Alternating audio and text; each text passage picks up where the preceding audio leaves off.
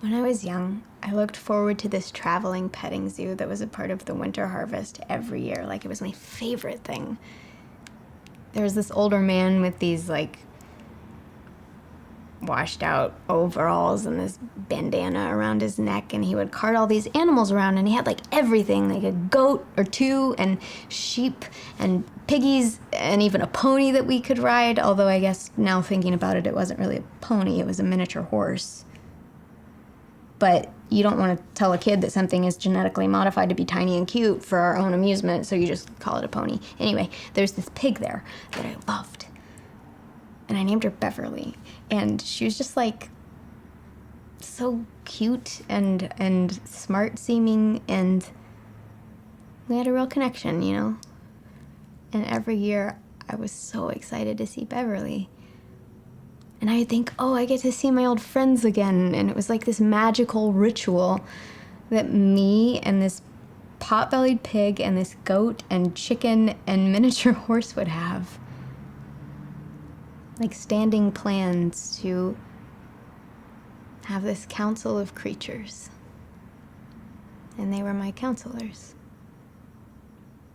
Anyway, one year I was talking to Beverly, and I realized that she had this big freckle under one of her eyes. It was really big and cute and definitely something that I would have remembered.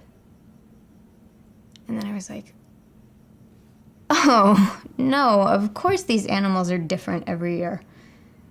I mean, even though this man is in a silly costume, he's just a farmer who thought he could probably make some extra cash by letting kids pet his livestock, but at the end of the day, these animals are just going to straight up die. Which I guess is kind of the point of petting zoos anyway, right? I mean, you take kids to show them, this is bacon, this is steak, at a young age. And it's fine, I'm not, like, beat up about it, but animals die. You know, they find their farmer, they live their life, they take their tours, they meet kids at the winter festival, and then they're carted off to slaughter. It's kind of like looking back on when you found out that Santa isn't real. You know, so what that those animals were different every year? Just because I met 5 different Beverlys doesn't mean that we didn't have fun or that it didn't mean something. So what that those animals were different? So what that Santa isn't real? So what that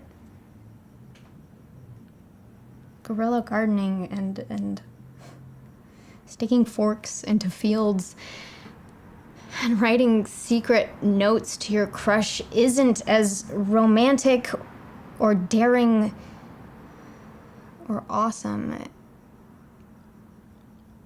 you thought it would be. I mean, so long as you have your counselors, everything's gonna be A-okay.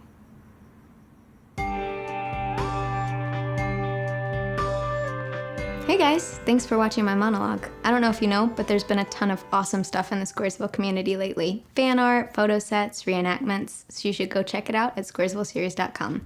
And we want you to know that we've been working really hard on the show for a very long time, and it means so much to us to have you on the journey with us.